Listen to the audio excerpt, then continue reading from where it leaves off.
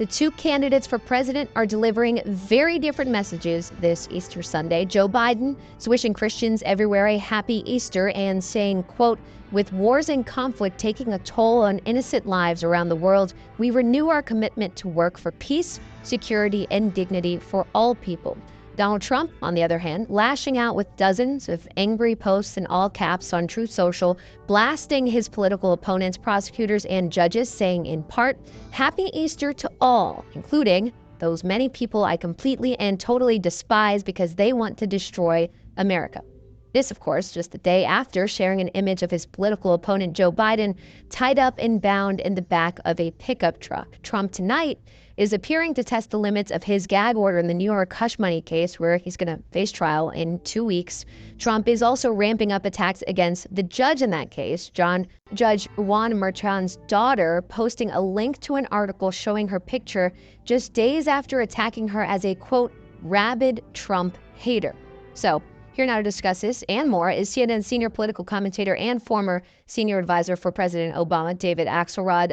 So, David, look, a lot of times on holidays like these, we do see contrasting messages between former President Trump and others in high office. What do you make of these two very different Easter messages? Well, look, I think Trump is nothing if not consistent in the fact that he marked Christmas in much the same way. He takes these holidays and he turns them into prophecies of catastrophe ahead unless he's elected. And this is how he rolls. This is his message that the world is doomed, that the country is doomed unless he is elected, and everything's going badly. And he's the strong man who can change it. And this is sort of baked in the cake. The thing about the judge and his daughter is something we should spend some time on, though. What he's clearly doing, he's got a trial coming up in late April. That trial could very well end in a felony conviction for him that carries with it significant penalties. I think he's concerned about that. And what he is doing is what he always does, which is he is branding it. He's branding it as a vendetta, political conspiracy. He's trying to link the judge to Biden through his daughter's political consulting firm. And he's trying to cast doubt about the whole process so that if it does go against him, that he can dismiss the whole thing as a political vendetta. And he's going to keep torquing that up. The danger, Omar, is that people listen to this.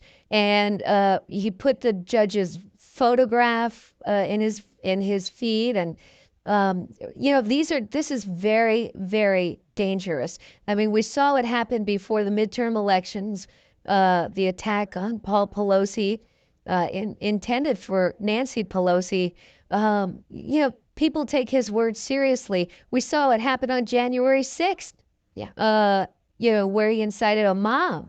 So, to storm the Capitol. I worry about, as these trials ratchet up, as the race ratchets up, that we're going to see violence because he seems to be intending to incite it. Well, and on that point, look, this is an election year. And as you mentioned, this is a lot of how Trump rolls. So if you're President Biden and President Biden's campaign, how do you counter the dark rhetoric and violent threats from a political standpoint? Yeah. Well, look, I think that the second part is most important. I think that Biden has a role as a president and a candidate. Someone once said that good government is good politics. This is a case in which it's true. He, and not just the president, but all those who support him and all those in positions to speak out should be speaking out about this. What it does remind people is what you're buying with Donald Trump. You're buying this kind of incendiary rhetoric, this dark, menacing rhetoric that divides and incites. But it's also important as President of the United States to try and calm things down. And I think he should be very, very clear that, we can compete and we can have competing visions. What we shouldn't be doing is inciting people to the point of violence and putting innocent people at risk. And that's what President Trump or a former President Trump is doing with his rhetoric. Yeah. And look, I want to there is this fascinating, or I think will be significant, group of voters that we will see this year. It's those that are done with Trump, but of course are not quite ready to jump onto Biden. I mean, a lot of Nikki Haley supporters come to mind. And for one, former Defense Secretary Mark Esper was on this show last night. He said he's absolutely not voting for Trump, but again, he's not quite there on voting for Biden. So how do you bridge that gap from a Biden campaign standpoint to win over what we've already seen over the course of the primary process to be a substantial amount of voters here? Well, I'll tell you something. Trump is helping.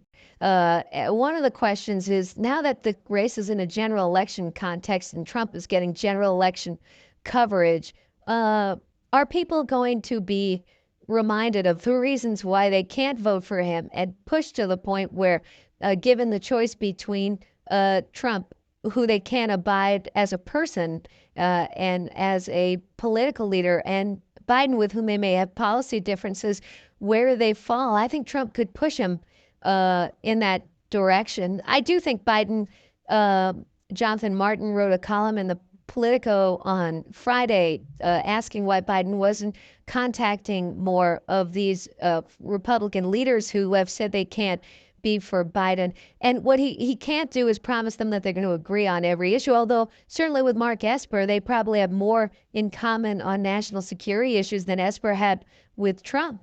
But they do agree on the fact that democracies rest on fundamental rules and laws and norms and institutions.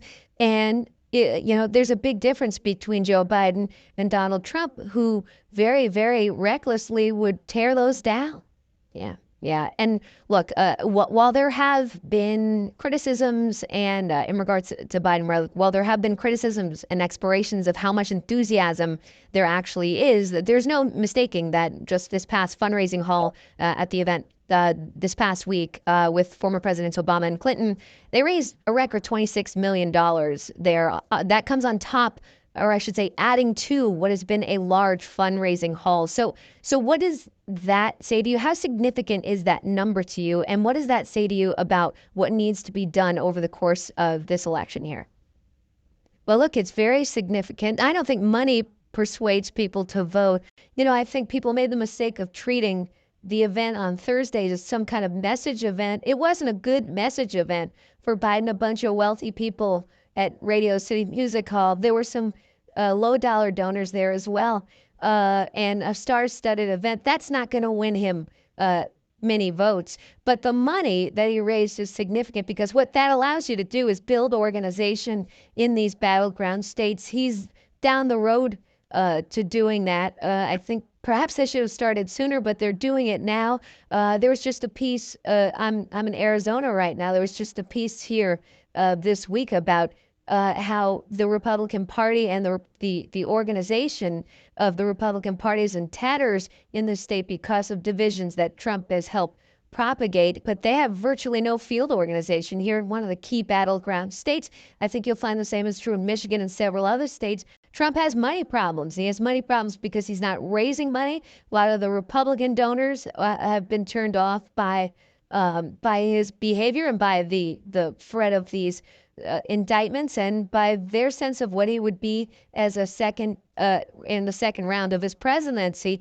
But he's also siphoning off money to pay for his legal bills, which are enormous. I think I saw $100 million already, and the bulk of it may still yet to come. And some of the money that he's raising right now is going to go to pay those legal bills. So that is an advantage that the Biden campaign has. It also obviously translates into the ability to run media and ads in key states, which I'm sure they'll begin to do shortly. So there are a lot of things that you can do if you have the resources to do it. And Biden will have it. It's really an open question as to whether Trump does. Yeah. Look, a lot of factors at play. That's why I'm glad we've got you here. David Axelrod, thanks so much for being with us. Great to see you, Omar. Great. Happy Easter to everyone.